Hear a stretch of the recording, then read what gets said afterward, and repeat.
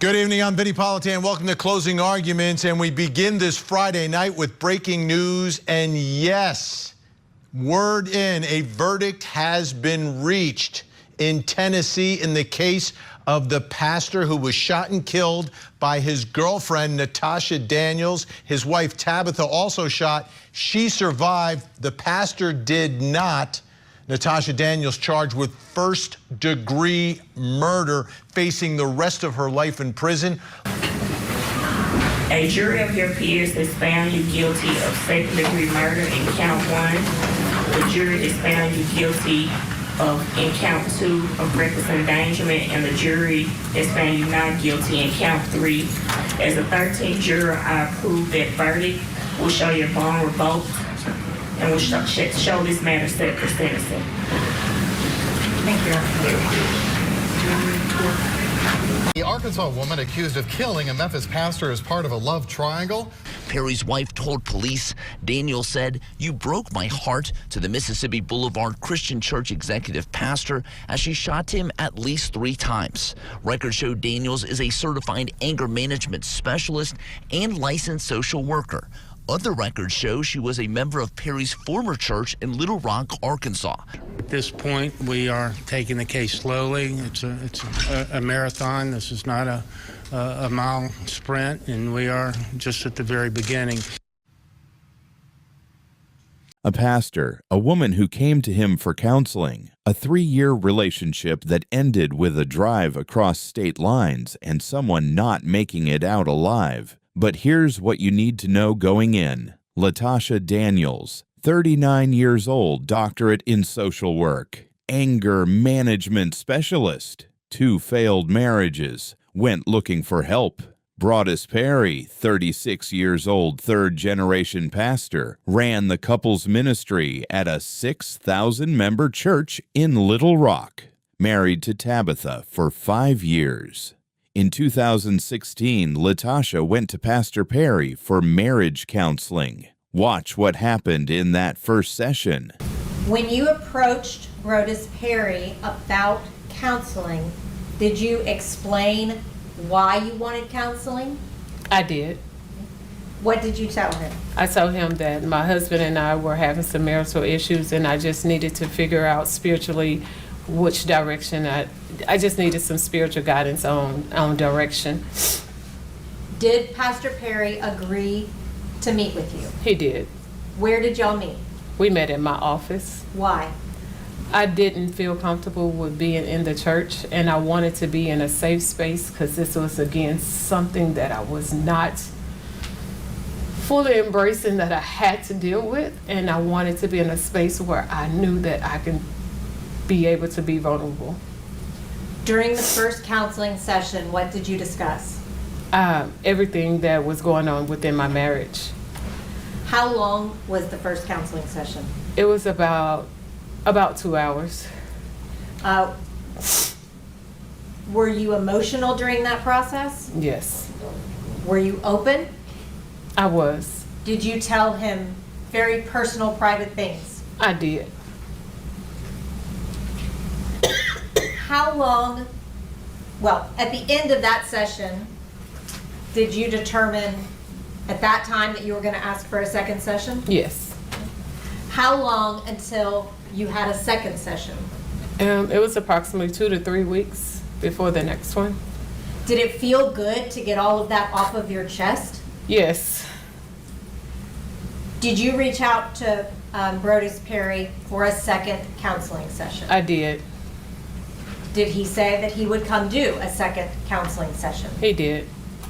When you had your second counseling session, did you ask him about any odd behavior from the first session? I did. What was that? In the first session, from the moment he walked through the door, he had his hands in his coat pocket, his jacket pocket, and he sat there the entire time during the session with his hands in his pocket. So I found that to be a little strange, but I didn't say anything in the first session. So I asked him during the section session, because he came in and he didn't have his hands in his pocket, and I was like, what was that with you having your hands in your pockets? And at that time he told me it was because he was trying to maintain his professionalism. Was that the first time that you had any indication that he might be interested in you? That was the first time. Did you proceed to start with the second counseling session? We did. What happened after you started the counseling session? As I was talking and sharing, Brodus reached over and grabbed, I had a 2-arm chair, and he pulled me toward him and began to passionately kiss me. And from there, in that session, we did have sex for the first time. Were you proud of that encounter? In hindsight, no, but at that time, he was giving me everything that I had been missing for a long time. Did you know that he was married? I did. Did you know his wife? I had, at that time, I had seen her at church, but didn't know of her. You got to know her better later? Yes. How did you feel about the fact that Brodus was married? At that time, honestly, I did not think about it. I knew that we both were married, and I was engaged in what he was giving me. Had you had any attention like that in a long time? No, I hadn't. Had In you years. had any emotional attention? Not in years. Physical attention? Not like that, no. After y'all had sex, did Brodus give you any particular instructions? Yes, he immediately told me to download a app for us to be able to communicate. That app was called Confide.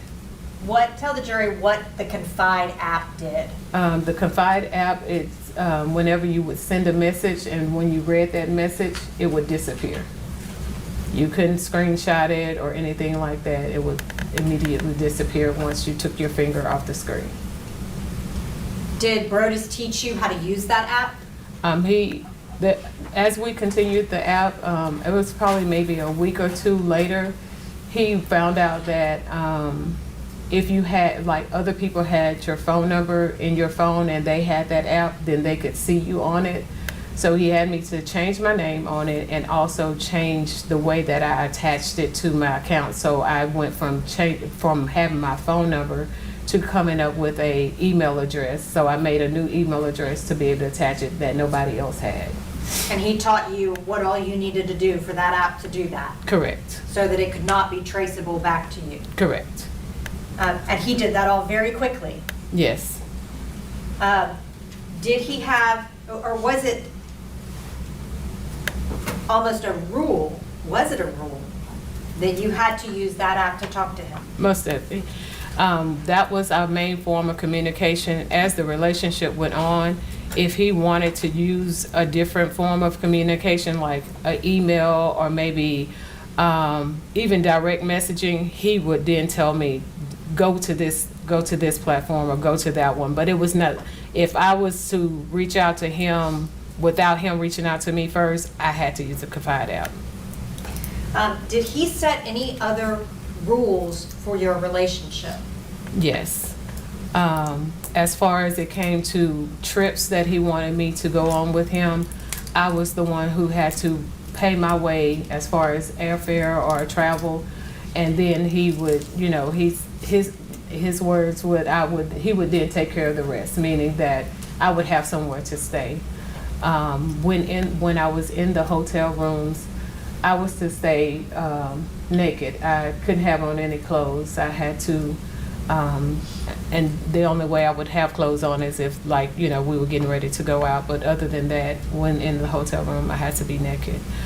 I couldn't, if something was to have happened to him as far as medically, he did not want me to call 911. I would have to call, who we referenced him as the professor, but it was Pastor Pointer. I would have to call him in order to get him emergency attention. He said verbatim lots of times, do not call 911. Did he add any rules towards the end of your relationship?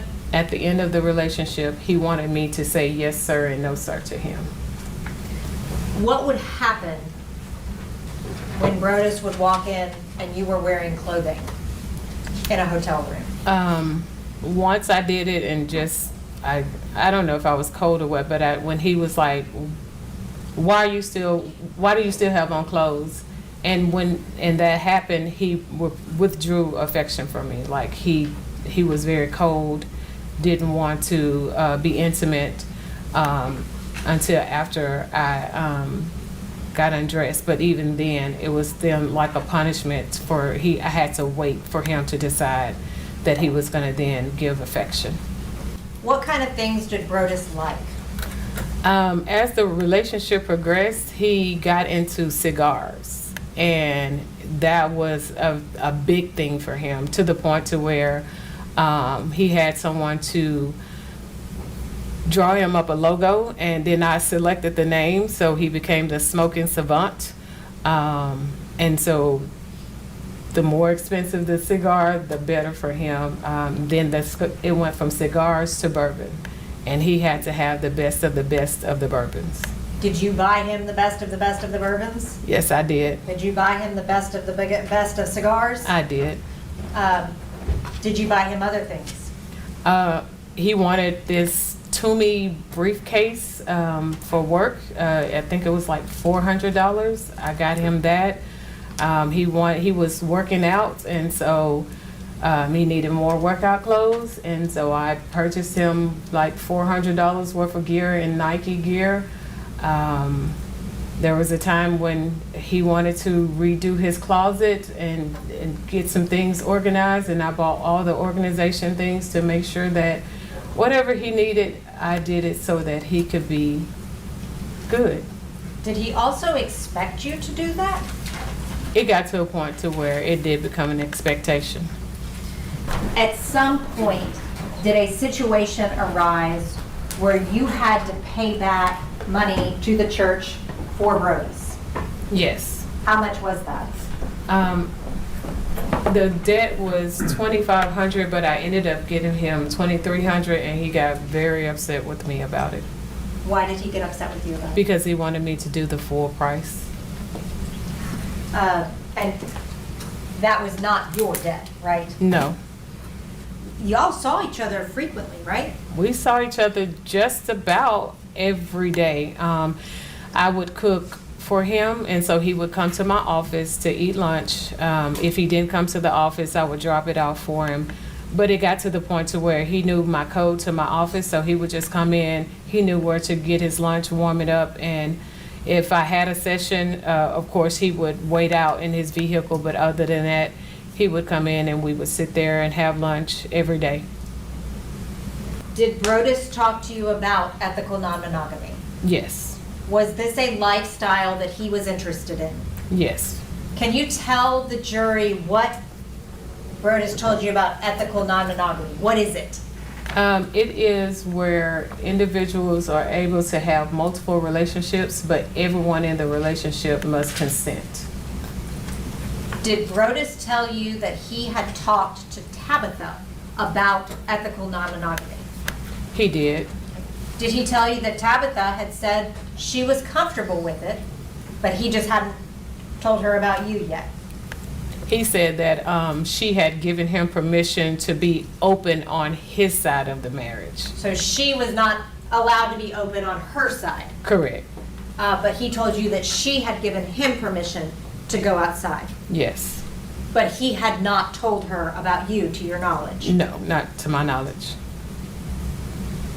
Did Brodus ask you about expanding the relationship beyond you? He did. When he asked you about that, how did you respond? I told him I didn't want to. Did he tell you, well, my wife's on board with it, so why isn't my girlfriend? That's exactly what he said. Did that cause problems between you and Brodus? At first, no, but as it continued to go on, it did. Especially after he joined like this, he called it a book club, but they met on Marco Polo talking about the book, The Ethical Slut, and so the more that he engaged in that, it became to where it was, because he was more like, why are you not on board with this? And I'm like, why would I be? Like, it doesn't make sense because we already have limited time together. So why would I say, yes, you can be able to be with multiple women? And so it was that part, it was hard. Did you love Brodus Perry? I shouldn't have, but I did. Were you in love with Brodus Perry? I was. How did Brodus react when you told him that you were not open to expanding to allow him to have more girlfriends? He was emotionally distant. Like, well, he would tell me, well, you need to go and find someone. And I'd be like, I don't want anyone but you. And so he knew that would play on like my insecurities. So one time when he said, you need to go out and find someone, I said, well, what if I do? And he said, well, then we won't be together. So he knew that was going to get to me because I wanted to be with him. I enjoyed our time together when we did have it. And so he used the emotional part, the affection. He would give it to me, withdraw it if I wasn't really complying with what he wanted. As far as Tabitha goes, this is a person that you became friendly with, right? Correct. We started off, she had approached me to invite me to lunch. It came out of nowhere, and I didn't know like what was really going on because by this time, Brodus had been talking about us being sister wives. And so when she asked me, I was a little confused because I'm like, okay, has he talked to her about it? But she never said anything about our relationship. Even when we began to play tennis, it was her who initiated it. So it was uncomfortable for me, but we were friendly. And it was hard, but I still did it because I wasn't going to tell her because I love Brodus. By 2019, Brodus and Tabitha had moved to Memphis. Brodus got a bigger position at a new church. Latoshia helped him get the job, rewrote his resume, planned both his going-away parties, paid for the gifts. The relationship continued. He'd come back to Little Rock for appointments. They'd meet at hotels. But something was different. Watch what happened in March 2019. Now I want to talk to you about April the 15th. I'm sorry, not April the 15th. March the 15th of 2019, okay? Okay. Did Brodus come in town that day? He did. Did he text you? He did. Did you meet him at the hotel? I did. Do you recall what hotel? I think it may have been Spring Hill. What happened after you went to the hotel? The first time I went to the hotel, it was, just a drop off. He had asked me to bring him, to go buy him something to eat and to stop by and get him some bourbon. After I brought that to him, we made an agreement to meet up later on. I had called him and as it was getting later and say, hey, what time are we gonna meet up? And he was just like, I don't know, I'll let you know. But he never called. So I was at home and I was like, I'm just gonna break up with him. Like I'm not gonna do this treatment, like no. I went to the lounge. I still had some gifts to give him, and he was coming out. And I said, unlock your car, and I started putting the gifts in. Well, once he got closer to me, he just hugged me and gave me the key to the room and was like, go to the room. So I was like, okay, and I did. Once he hugged you, was it all better? It was. Is that kind of how it went with Brodus? Yes. So tell me about what happened after that. That was one of the times that I still had my clothes on. So of course, when he got in there, he's like, "Why you still got clothes on?" And I was like, oh, I'm sorry, I'm sorry. I got undressed. I did tell him, I said, I was coming to break up with you because of the way you're treating me. And he laughed it off and was like, well, why didn't you? And I was like, because you know I really do love you. He came over to the bed, started tickling me. We laughed it off. And then as we began to engage in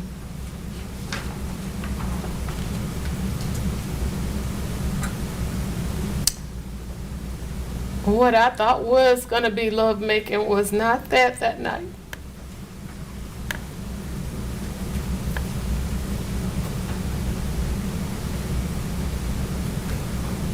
Can you tell me what happened?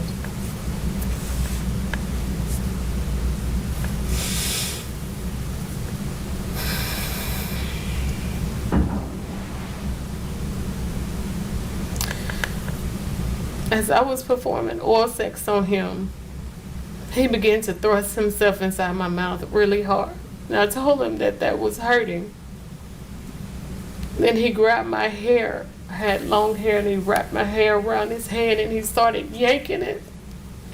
And when he wasn't thrusting himself in my mouth, he was pulling my hair really hard. And with his other hand, he would just hit me and hit me and hit me. And I was like, it's hurting. And he was like, you better not bite me. You better not bite me. And then after that, we had sex, and it was just rough, and it was hard, and it was just not what I was used to. And then once we finished, something he never ever does was he rolled over and just gave me the cold shoulder. And I was like, you're not going to hold me? And he was like, no, and just went to sleep. How did that make you feel? I felt so used.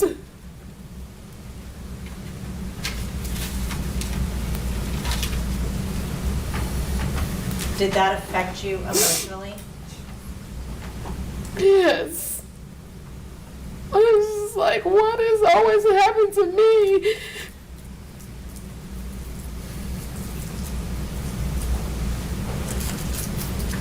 Did you decide anything when you were in that emotional state? Well, that particular night, I just was, that morning, we stayed the night together, and that morning he got up and he left. He was getting dressed, and I was like, where are you going? Like, we always showered together. And he was like, and I was like, where are you going with still smelling like me? And he was like, none of your business. I was like, since when did you not tell me your schedule? And he left. Well, he was getting ready to leave. So I got up and I got dressed. And as I got dressed, I grabbed the key card for the room off the thing. And he laughed it off, and I left. And later on, I texted and said, hey, are we meeting up again? And he was like, I'll let you know. Of course, the day went on. I had rearranged everything, thinking that he was going to end up we would see each other earlier that day, but I didn't. And so that night, when I still didn't hear from him, I decided to head to the room. And as I was going, he was there. But in my wanting to head to the room, I had made the decision that I was going to kill myself in front of him, because I just wanted him to feel the pain that he was causing me. So when we got in the room, he was already in there by the time I parked and got in. And I pulled out my gun and I told him, you're about to feel the same pain that you've been giving me. Did you ever threaten him? No. Did you threaten yourself? I told him I was going to kill myself. What did he do? He began to tell me no, and he kept saying that he loved me and that we can fix it. And I was just like, no, you're treating me so bad. And he was just like, that's not, I love you, I love you. And eventually he talked me into putting the gun on the counter and coming over and sitting and talking to him.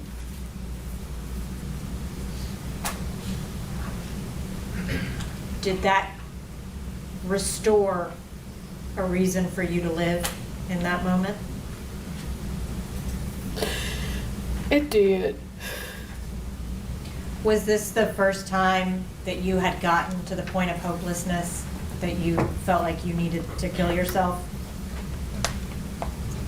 Not in a relationship, no. Have you struggled for a long time with depression and suicidal ideations? Yes. After Brodus convinced you to put down the gun, did he take the gun away from you? No.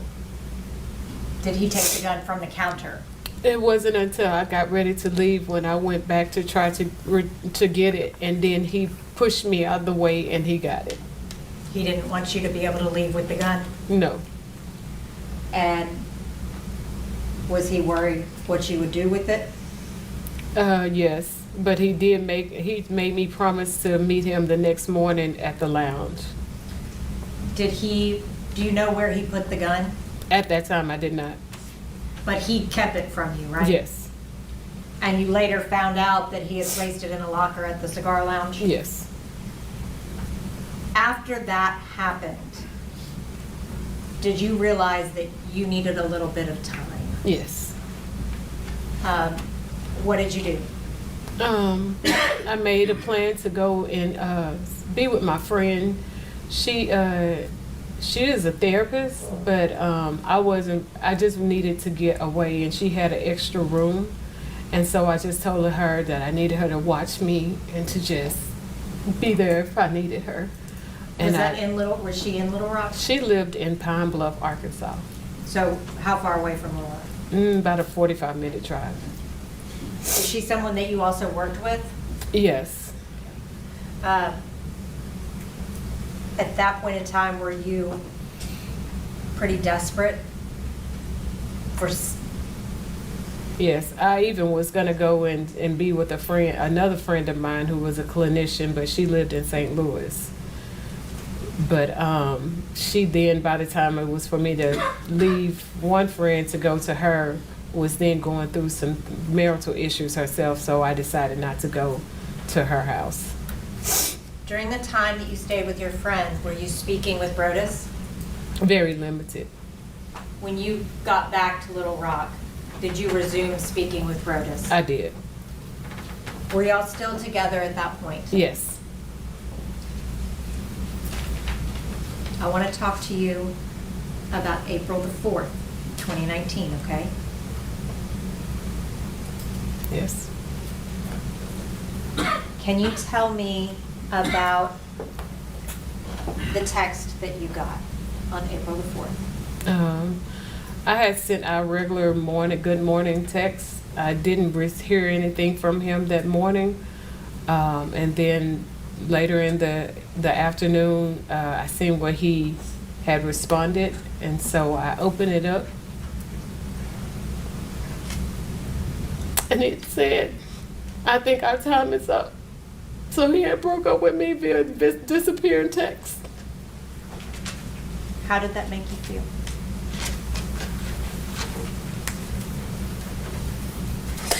I felt so used and worthless, and I just felt like trash. Like, who does that to somebody who they say that they love? Not a bad person. Yes.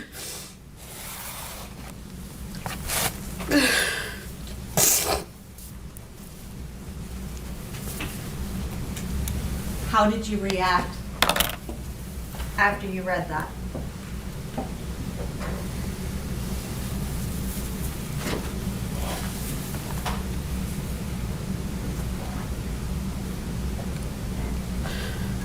I wrote a letter. I wrote a suicide note to my family, because I was just like, I'm tired. I'm tired of the pain. I'm tired of it all. And I just wanted the pain to end. So I wrote a note and made a plan to take my life. Your Honor, may I approach the witness? Yes.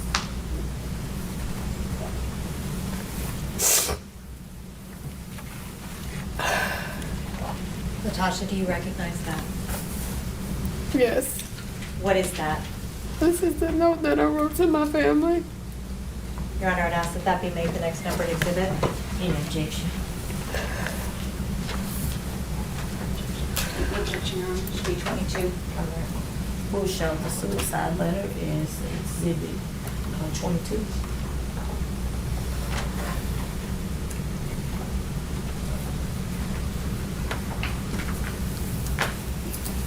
Latasha, can you tell me the date and time of that letter? April 4, 2019 at 3:14 p.m. Can you read that letter to the jury?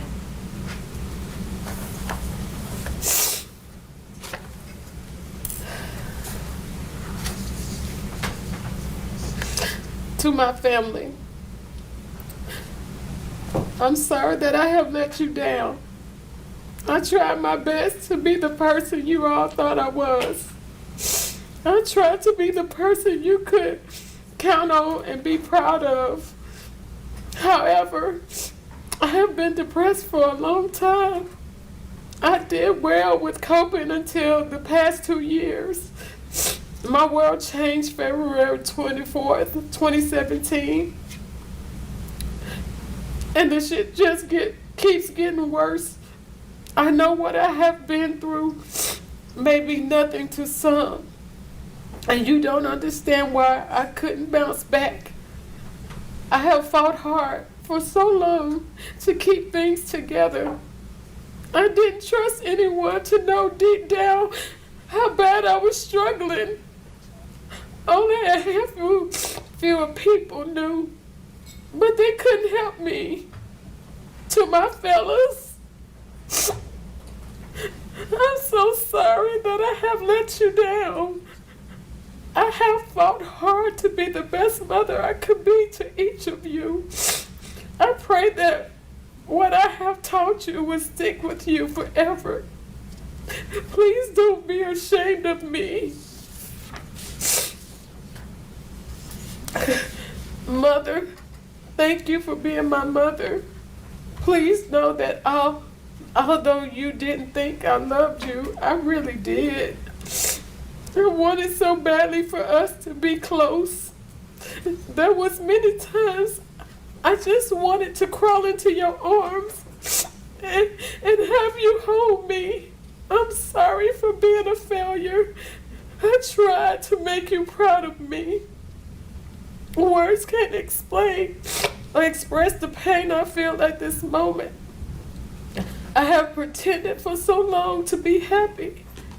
I have tried to work through the pain and begin to heal, but just as my life would have it, yet another loss appears to remind me just how much of a failure I am. I don't have any insurance and I don't have any money, so please just have me cremated and don't worry about a service. I don't want to be a burden. I'm sorry for letting all you down. I love you all so much, and I wish I could live myself as much as I wish I could love myself as much as I love you all. Please take care of my fellas and always remind them of my love for them.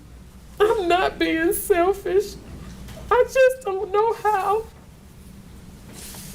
I don't know. Okay, I don't know. This got out of hand, but it says, "I'm sorry for letting all of you down, and I love you all so much. I wish I could love myself as much as I love you all. Please take care of my fellas and always remind them of my love for them. I'm not being selfish. I just don't know how to continue bearing the pain I have felt for over 25 years of my life. With each loss, hurt, disappointment, etc. I've experienced through the years, it only added to my current state of mind. I thought I could continue to push through and be strong, the strong Tasha everyone knows, but I can't. I'm weak, and I have been for over the past year and a half. I thought I would bounce back. I prayed consistently, But I guess God no longer hears my prayers since I wasn't doing his will. I'm not perfect. I've messed up so many times in my life. The thing I wanted to be the most successful in, I messed up not once but twice. Well, really 3 times. I will leave that for you all to find in my journal.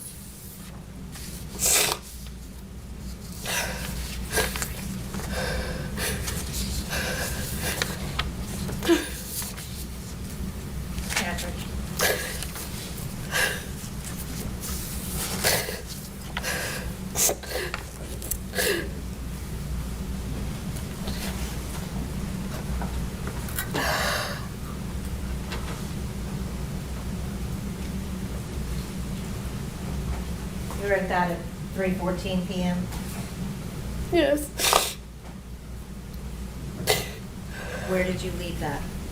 I left it in my phone because I knew my little sister would find it because she helped me with my appointments. And that's the phone she used for making my appointments. Did you leave it for her to find? Yes.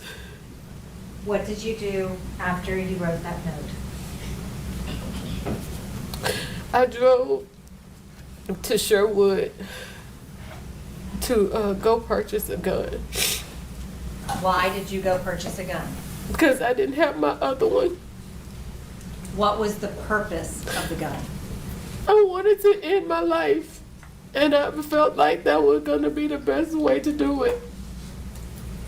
When you went to that store, were you buying a gun to kill yourself, or were you buying a gun to kill someone else? I was buying a gun to kill myself.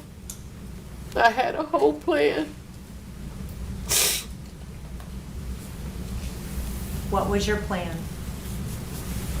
I didn't want to do it at my house because my son lived with me. So I decided, as I was just thinking about all the pain, to go to this park in Jacksonville, Arkansas. How far away from Little Rock was that park? Jacksonville might be about a 20-minute drive from my home. And the reason why I chose that was because that's where Brodus was. He wasn't from Jacksonville, Arkansas, but the Jacksonville part of it was attached to him. And the name of the park was Johnson Park, which was attached to my second ex-husband. And then Ray Road, my daddy's middle name was Ray, so I just associated with all the pain from the men in my life, and so that's where I was gonna go. How did you go there? I was gonna drive in my car. It's from my home, it would have been straight down 440. Is that an interstate? Yes. What happened while you were driving to Johnson Park? As I was driving, I saw the Memphis exit. And so then I was like, go talk to him, Tasha.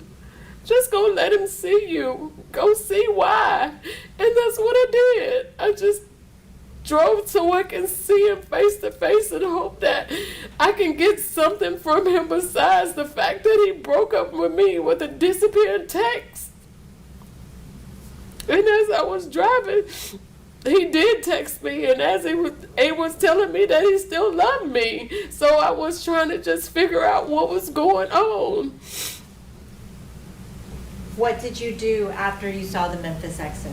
I took it and I drove to Memphis. Where did you go? I went down to where I knew he would possibly be, which was a lounge. I guess it's in the downtown Memphis area called The Pocket. At the time, I think it was a fairly new lounge that he, when he got employment at Mississippi Boulevard, one of the members there had told him about. Did you go to the Pocket because Brodus told you he goes to the Pocket on Thursdays? Yes. Were there any rules in your relationship regarding how to behave when you saw him in public? Yes, I was not to approach him because I never knew who he may have in his company. So I was not to approach him, but if he acknowledged me, then I could have, talk to him. Did you come within his sight? Yes, Did he acknowledge you? yes. You actually walked right. I walked past him, and so he said, "So you're just gonna walk past me and not say anything?" At that point in time, did y'all engage in a conversation? Yes. After you talked with Brodus, what did y'all figure out? Well, we decided that because his thing was I still wasn't wanting to be on board with him and this non-monogamy and have been able to see other women. So we came to I told him, well, we still haven't told Tab. You've always said something about telling Tab, so we haven't told Tabitha. And he said, okay, we'll tell Tabitha. He told me to go to the apartment and just talk to her about tenants until he got there, and that once he was there, we would tell her. He had to go to his boss house to drop off something. And so he gave me a backstory as to what to tell her if she asked me while I was in town, and we left. But before leaving, we came to the resolve that once we told Tabitha about the relationship, we had a trip that was planned to go. We was going to Kentucky.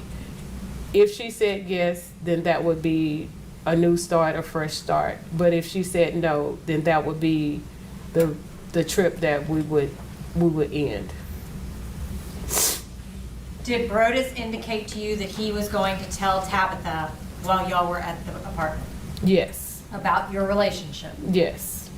She drove to the apartment in Collierville. Watch what happened next. While you were sitting in your car, did you call Brodus? I did. And I shared with him that I was a little nervous and could we just go somewhere and talk? And he said, no, we're going, you wanted to talk to Tabitha, we're going to talk to her.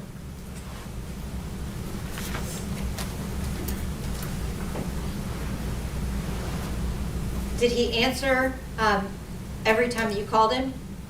I didn't call him a lot, but I did that night. Before you walked inside, was there a time that you called him and he didn't answer? No, Okay. Not that you recall? not to recall. After you had talked to him and he said, no, we're going to do this, what did you do? I went to the apartment and knocked on the door. Were you wearing your coat? Yes. When did you put on your coat? When I got out of the car to go to find him at the lounge. Is that when you were walking around downtown at night by yourself? Yes. Did you ever take your coat off after leaving downtown? No. When you left downtown, how would you describe your feelings? I was a little hopeful. I was like, okay, maybe, we can get some resolve. We can get back to normal. And so that's what I was focused on. And when he insisted on telling Tabitha, did you get even more hope? Yes. So what did you do? Did you get out of your car? Yes, I got out of my car. Were you still wearing your jacket? Yes. Did it register to you that you had a gun in your pocket? It did not. Did you go to the apartment? I did. What did you do when you got to the door? I knocked on the door. And I can't remember, but I ended up bending down. And that's when she said, I'm not going to open the door for someone I don't see. And so I knocked again. And that's when she was like, Tasha, is that you? What do you mean you bent down? I don't know if I couldn't remember if it was time or sure or something. I just remember bending down, which is why she didn't see me when I knocked the first time. You just don't remember? No, I don't. Yeah. Who answered the door? Tabitha. What did she do when she answered the door? She once she opened it, she embraced me and said hello and welcomed me in. Did you go inside? I did. Where did you go when you went inside? She positioned for me to toward the couch, and she sat on one end and I sat on the other. And That would be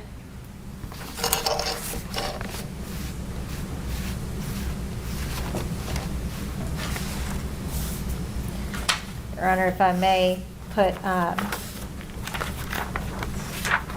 this is part of the cumulative exhibit. Is this the couch that you're referring to? Yes. And you were seated on this side? Us. And Tabitha was seated on this side? Yes. Did you talk to Tabitha? Yes, we talked. We talked about tennis, but right before we kind of got into the tennis talk, she had made a phone call to Brodus. And what did she say to him? She told him, she asked how long it was going to be before he got there. And then she told him she had a surprise for him. When Tabitha let you into the apartment, did she close the door behind you? Yes. You and Tabitha were sitting alone in the apartment with a closed door, right? Yes. Would anybody outside of the apartment have been able to see in through that door? No. How long did you sit talking with Tabitha? Again, I know the news ended up coming on, so maybe 15 minutes or so. At any point, did you pull your gun out and threaten Tabitha? No. At any point, did you verbally threaten Tabitha? No. At any point, were you trying to hurt Tabitha? Not at all. Were you happy to be there about to have this conversation with Tabitha? Yes. Was Brodus there yet? No. Now, I want to talk to you about when Brodus Perry arrived, okay? Okay. When he walked in the door, could you see him? Yes. Can you describe his demeanor when he saw you? When he came in, he didn't look surprised or anything, which is what I thought he would do since he knew I was going to be there. But he was just like, I think Tab was like, surprise. And he was like, this not a surprise. I thought you had some keto cookies for me. And from there, he was like, what are you doing here? And then I went with the story again that I was in town for a conference. And we just kind of started engaging in small talk. He came and sat beside me. And then after about a minute or so, was like, would you like a pour? What is a pour? A pour is some bourbon. Did you accept the pour of bourbon? I did. Where was Brodus seated? He was approximately a foot or two from me. I'm putting back up from the cumulative exhibit. That blue chair? This blue chair right Yes. here? And you were seated here? Yes. And Tabitha was still seated here? Yes. After you accepted the pour of bourbon from him, did he make any comments about you drinking? He came back and sat down, and as we were talking, he would make references to me drinking and would say, well, I think you're gonna have to stay the night. So I'm thinking, okay, well, this is about to get into this conversation. But he never would give me eye contact.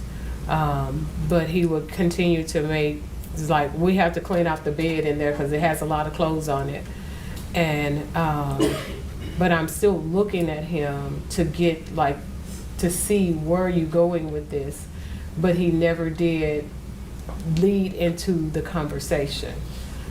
He actually started asking me questions like, so where are you staying in Memphis? And I'm like, that wasn't part of what you told me you was gonna say. So I don't know Memphis. He knows I didn't know Memphis. And so I didn't know what to say. I finally said an Airbnb.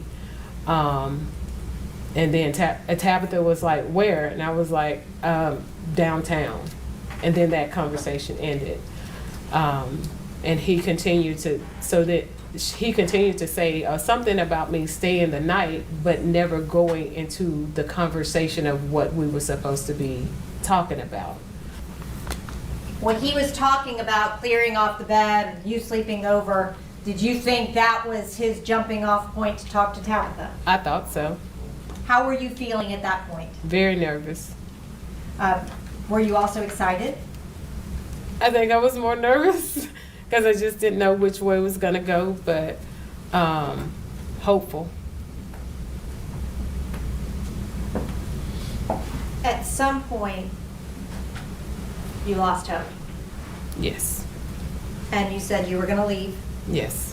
Why did you decide to leave? I saw that it wasn't going anywhere. Like I said, he was not giving me eye contact. So I knew, or I felt like he had changed his mind. And I just didn't want to keep sitting there feeling, at that point, stupid. What happened after you said you were going to leave? Tabitha got up, he got up, and so she began to tell me about watching for the police, you know, because I had been drinking. Had you drank a lot? No, not at all. But she still was just letting me know. And she began to walk toward the door. And I asked him, would he walk me out? He said no. And I said, why not, sir? That's Southern hospitality for you to walk a woman outside when it's dark. Because I wanted to just get him to see like what happened. Why didn't you follow through? But he refused to walk me out. So Tabitha opened the door and was walking out. I was still trying to get him to walk me out. And as I reached into my pockets to get my keys, I remember being outside the door, and then the next thing I was standing in their kitchen. Do you deny that you shot Brodus Perry? I do not. Do you deny that you shot Tabitha? I don't, but I know it wasn't intentional. Did you mean to shoot Tabitha? No, I wasn't trying to hurt anybody. When you went to that apartment that day, did you intend to use your gun on either Brodus or Tabitha? No. When you went there, what was your purpose in going there? Thinking that I was gonna get some kind of ending to the relationship. And what do you mean? Like, okay, of course, after I got to, you know, talking to him at the lounge, we had a plan. It was either gonna be a start or an ending, but it was something that I could see, like I knew it wasn't just a disappearing text but still I love you, you know. So I went to the apartment, I guess, for lack of a better word, to get some resolve. When Brodus told you that he wouldn't walk you outside, he said, Tab will do it. How did that make you feel? Rejected, unworthy, stupid. I was so stupid. And it hurt so bad. Were you angry or were you hurt? I was hurt. Were you thinking clearly when you pulled the trigger? No. Were you reacting to that situation? Yes. Was that a traumatic situation for you too, in retrospect? Oh, yes. I hate what happened. I'm so very sorry. I never wanted to hurt anybody. I've spent most of my life helping. I never would intentionally try to hurt anybody. Did you ever plan to kill Brodus Perry? Never. When you drove to Memphis, were you driving to Memphis to kill Brodus Perry? No. Why did you drive to Memphis? I drove because I just wanted to see him. Why? I wanted him to explain why he did that. Did you hope he would say, we can be together? Yes. Did he give you that hope when you went to the apartment? He did. Did he yank that hope away? He did. As he often did. Did you break in that moment? I shattered. Now listen to what Tabitha told police. As we go to the door, I open the door and I go out. We're on the second floor. And I'm like right at the steps when I turn back and I'm like, okay, no one's behind me. And Then I see her pull out her gun and start shooting. Was she inside of the apartment or out? No, she was outside of the apartment, and he was like standing in the doorway, like in the threshold. Had she ever, since she got there and you let her in, had she left the apartment to go back to her car or anything? No. So she had brought the gun in with her when she came into the apartment? Yes.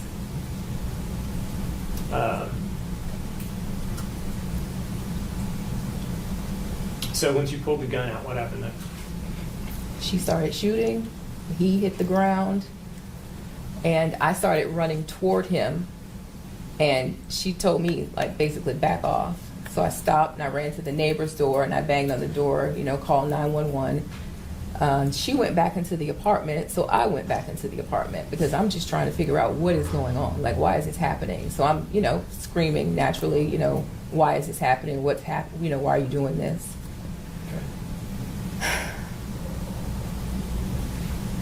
So do you think your neighbor called 911 at that point?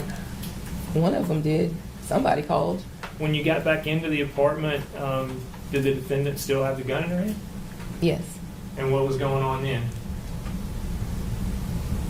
I guess at that point, I'm basically pleading, like, what's happening? Why are you doing this? Please leave, and she's, kind of pacing a little bit, with the gun. At some point, the gun was reloaded. So she fired until she ran out of bullets? Mm-hmm. Were you ever shot? I was shot. Tell me about that. When did that happen? Where were you? Well, at some point I got on the ground, and I can't remember if I got on the ground immediately, but I was on the ground and I was kind of hovering over him, kind of in my mind. I'm like, let me cover his head, so he doesn't get shot anymore. And, she was yelling at me to move, and I wouldn't move. So I got shot. Cross-examination. Listen carefully. When we introduced that surveillance footage of you at the gun store, right? Yes. Yes. And you know that was you in the gun store. That was me. And you purchased a gun that day. I did. And you also purchased ammunition that day. I did. And when you went to that gun store, you brought your state-issued ID, correct? Yes. And you brought your credit card, correct? I did. And once you left with that gun and the ammunition, you didn't go to Jacksonville, did you? No. You drove to Memphis. No. I drove home. But you eventually ended up in Memphis, did you not? That is correct. And you chose to go see Brodus Perry, correct? Yes, I chose to go see him. A man that you chose to be involved with. When I first encountered Mr. Perry for counseling, I did not choose to be with him. I went to him for direction, not a relationship. It's a yes or no question. You chose to be involved with him after you met him, did you not? Yes. And when you got to Memphis, and after you talked to Mr. Perry, you drove to his apartment, correct? Yes, I drove to his apartment. And from Sherman, Arkansas to Memphis, it's about a 3-hour drive, right? According to what has been said, I wasn't counting. And when you got to that apartment, you talked to Mrs. Perry. Yes. And when you got to that apartment, you stayed there and you talked with her for about 20 minutes. Correct? Yes, we talked for about 20 minutes. And then once Mr. Perry got there, you talked to him. Yes. And while they were gracious enough to walk you out of their apartment after an unexpected visit, you got your gun out, didn't you? It wasn't unexpected for him. But for Miss Perry, it was. It was. And after you exited, you decided to take your gun out, correct? No. And after you exited, you shot Mrs. Perry, did you not? My Yes or actions no? resulted in them being shot, yes.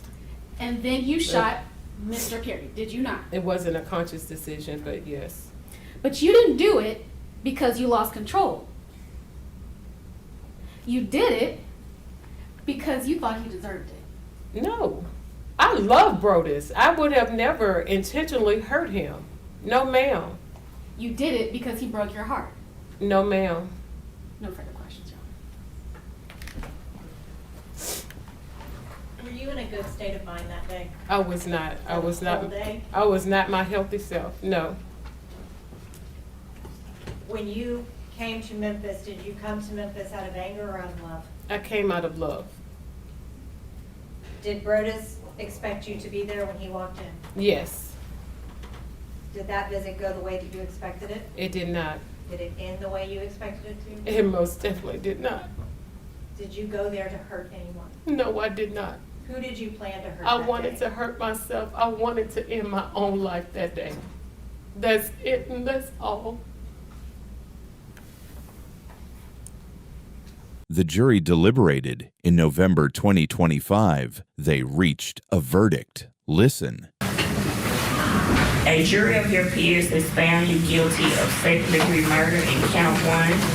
The jury has found you guilty in count 2 of reckless endangerment, and the jury has found you not guilty in count 3. Not first degree, second degree. The jury believed something else was happening. After the verdict, Latoshia's defense attorney spoke to reporters.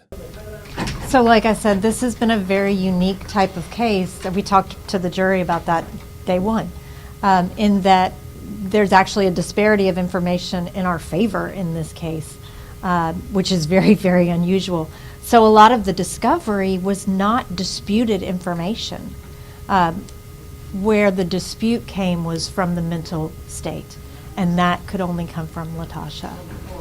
I think the other big point that needs to be emphasized here is, a lot of times in our society we only view abuse as physical, and in this case, this really highlighted the mental abuse that she went through with this person that took advantage of her. I mean, he was supposed to be her therapist, and he knew her deepest, darkest secrets, and he used that against her, especially with her being a person that had prior mental health issues.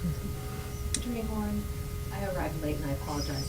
Has she expressed any interest in reaching out to her and apologizing or having a conversation with her? I think that's something that probably will be addressed at sentencing, and just knowing Latoshia, getting to know her and the person that she is, I'm almost 99% sure that she will write a letter or make statements to Tabitha about her actions and apologizing for her actions. Because even in their banter back and forth, she was, she didn't want to shoot her. She never meant to shoot her, and she was shocked. I think Tabitha was shocked when she was shot. And Latoshia has been genuinely remorseful in all of our communications with her. Not just as to Tabitha, but even as to Brodus. This is a weight that she carries every day. Is she getting mental health therapy? How much time did she spend in jail before the trial? About 4 years. So she's got a little time under her belt.